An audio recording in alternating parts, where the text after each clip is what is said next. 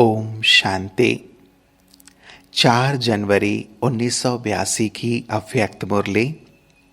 Heading है सद्गुरु का प्रथम वरदान मन मना भव। सद्गुरु शिव बाबा गुरु पौत्रों से बोले, आज ज्ञान सागर बाप सागर के कंठे पर ज्ञान रत्न चुगने वाले होली हंसों से मिलने आए हैं। हर एक होली हंस कितना ज्ञान रत्नों को चुनकर खुशी में नाच रहे हैं। वह हंसों की खुशी का डांस देख रहे हैं। यह अलौकिक खुशी की रूहानी डांस कितनी प्यारी है और सारी कल्प से न्यारी है। सागर की भिन्न भिन्न लहरों को देख हर एक हंस कितना हर्षित हो रहे हैं। तो आज बाप दादा क्या देखने आए हैं? हंसों की डांस। डांस करने में तो होशियार हो ना। हर एक के मन की खुशी के गीत भी सुन रहे हैं। बिना गीत के डांस तो नहीं होती है ना। तो साज भी बज रहे हैं और डांस भी हो रहा है। आप सभी भी खुशी के गीत सुन रहे हो। यह गीत कानों से नहीं सुनेंगे, लेकिन मन के गीत मन से ही सुनेंगे। मन मना भव हुए और गीत गाना व सुनना शुरू हुआ। मन मना भव इस महामंत्र के वरदानी तो सभी बन गए। सद्गुरु के बने तो सद्गुरु द्वारा पहला पहला वरदान क्या मिला? मन मना भव। सद्गुरु के रूप में वरदानी बच्चों को देख रहे हैं। सभी महामंत्रधारी, महादानी, वरदानी सद्गुरु के बच्चे मास्टर सद्गुरु हो। व यह कहो कि गुरु पौत्रे हो। पुत्रों का हक ज्यादा होता है। ब्रह्मा के बच्चे तो पौत्रे भी हुए ना। बच्चे भी हो, पौत्रे भी हो। जितने बाप के संबंध उतने आपके संबंध। सर्व संबंध में अधिकारी आत्माएं हो। भोलेनाथ बाप से सब कुछ लेने में होशियार हो। सौदागर भी अच्छे हो। सौदा कर लिया है ना। ऐसे कभी था कि भगवान से सौदा करेंगे? और सौदे में लिया क्या? सौदे में क्या मिला? बच्चों ने कहा मुक्ति, जीवन मुक्ति। बस सिर्फ मुक्ति, जीवन मुक्ति मिले। सौदागर के साथ जादूगर भी हो। सौदा किया है तो इतना बड़ा किया जो और सौदा करने की आवश्यकता ही नहीं। कोई वस्तु का सौदा नहीं किया है, लेकिन वस्तु के दाता का सौदा कर लिया। उसमें तो सब आ गया ना। दाता को ही अपना बना लिया। अच्छा, डबल विदेशी बच्चों से रूहान करनी है ना। फिर बाबा ने अलग अलग डबल विदेशी जो बच्चे आए हैं उनसे मुलाकात की। न्यूयॉर्क, अमेरिका का ग्रुप। अपने को कोटों में कोई में भी कोई आत्मा है, ऐसा अनुभव करते हो? ड्रामा के अंदर हम आत्माओं का बाप के साथ डायरेक्ट संबंध और पार्ट है। इतना नशा और खुशी रहती है। सदा खुशी में रहने की कितनी बातें धारण कर ली हैं। बाप दादा हर सिकिलदे बच्चे को देख हर्षित होते हैं। कितने समय के बाद मिले हो, स्मृति आती है ना। इसी स्मृति में रहो कि हम श्रेष्ठ आत्माओं का ऊंचे से ऊंचे बाप के साथ विशेष पाठ है। तो जैसी स्मृति होगी वैसी स्थिति स्वतः बन जाएगी। जो सुनते हो उसको समाते जाओ। जितना समाते जाएंगे उतना प्रैक्टिकल स्वरूप बनते जाएंगे। हर गुण का अनुभव हो। एक एक गुण की अनुभूति कहां तक है, यह सदा अपने आप को देखो। नॉलेजफुल हैं या अनुभवी मूर्त हैं, यह चेक करो। क्योंकि संगम पर ही हर गुण का अनुभव कर सकते हो। किसी भी गुण का अनुभव कम हो तो उसके ऊपर अटेंशन देकर अनुभवी जरूर बनो। जितना अनुभवी मूर्त होंगे उतना फाउंडेशन पक्का होगा। माया हिला नहीं सकेगी। किसी भी प्रकार का विघ्न व समस्या अभी खेल के समान अनुभव होनी चाहिए। वार नहीं है, खेल है।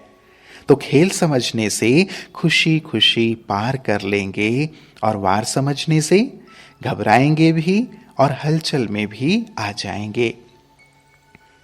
ड्रामा में पाठधारी होने के कारण कोई भी सीन सामने आती है तो ड्रामा के हिसाब से सब खेल है या स्मृति रहे तो एक रस रहेंगे, हलचल नहीं होगी। तो अभी से यह परिवर्तन करके जाना, हलचल यहां ही समाप्त करते जाना। सदा अपने मस्तक पर विजय का तिलक लगा हुआ अनुभव करो तो हलचल खत्म हो जाएगी।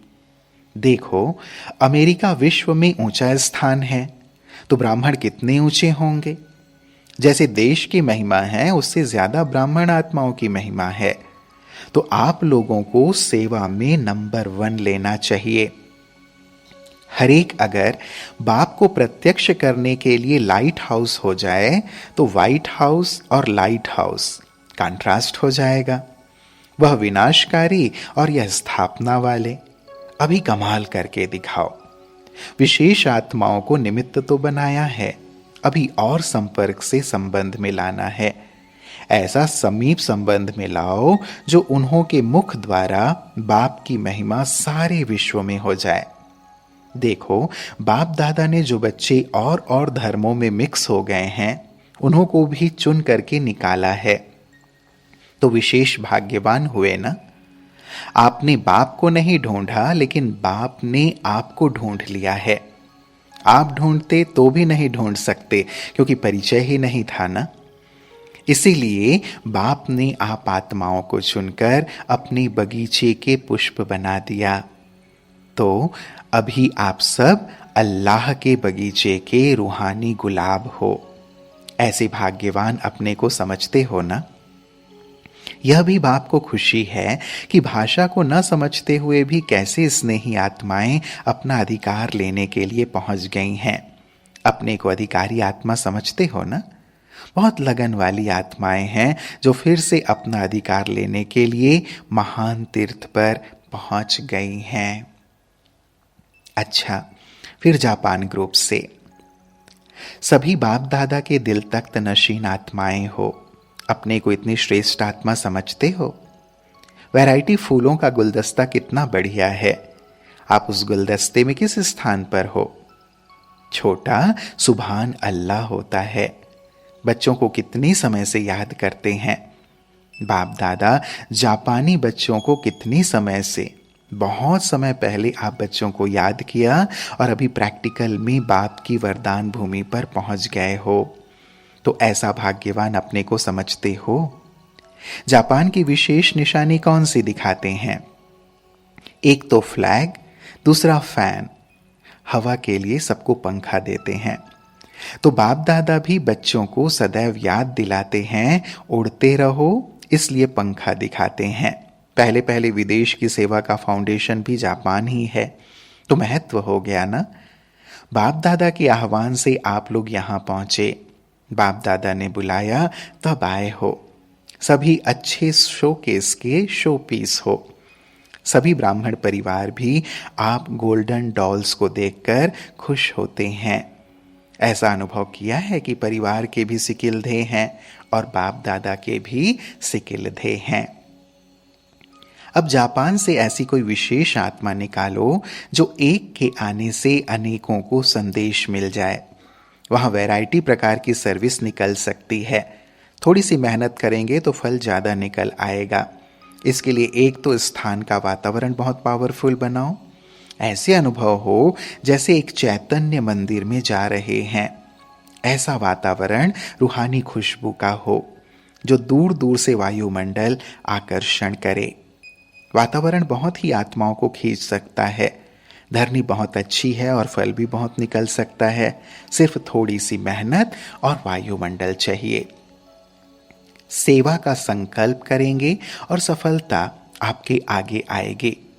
वायुमंडल जब रूहानी हो जाएगा तो और सब बातें स्वतः ठीक हो जाएंगी। सब एक मत और एक रस हो जाएंगे। फिर माया भी नहीं आएगी क्योंकि वायुमंडल शक्तिशाली होगा।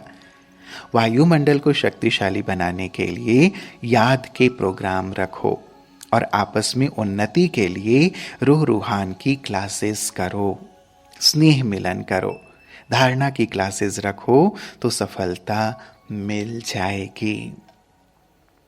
फिर विदाई के समय दीदी दादी से बाप दादा ने मुलाकात की।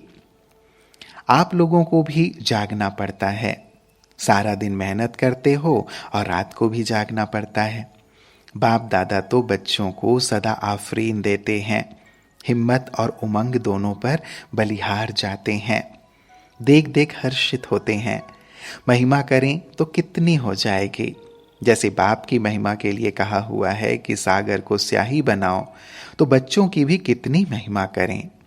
बाप बच्चों की महिमा देख सदा बार बार बलिहार जाते हैं। हर एक बच्चा अपने अपने स्टेज पर हीरो पार्ट बजा रहा है। एक बाप के सच्चे हीरो पार्टधारी हो तो बाप को कितना नाज होगा। सारी कल्प में ऐसा बाप भी नहीं हो सकता, तो ऐसे बच्चे भी नहीं हो सकते। एक एक की महिमा के गीत गाने लगें तो कितनी बड़ी गीत माला हो जाएगी। ब्रह्मा और शिव बाबा भी आपस में बहुत चिट चैट करते हैं। वह कहते हैं वाह मेरे बच्चे, और वह भी कहते वाह मेरे बच्चे। तो बच्चों ने कहा किस समय चिट चैट करते हैं आप दोनों? जब चाहें तब कर सकते हैं। बिजी भी हैं और सारा दिन फ्री भी हैं, स्वतंत्र भी हैं और साथी भी हैं। जब हैं ही कंबाइंड तो अलग कैसे दिखाई देंगे? अलग कर सकते हो आप अलग करेंगे वह आपस में मिल जाएंगे। जैसे बाप दादा का आपस में कंबाइंड रूप है तो आपका भी है ना। आप भी बाप से अलग नहीं हो सकते। अच्छा, ओम शांति।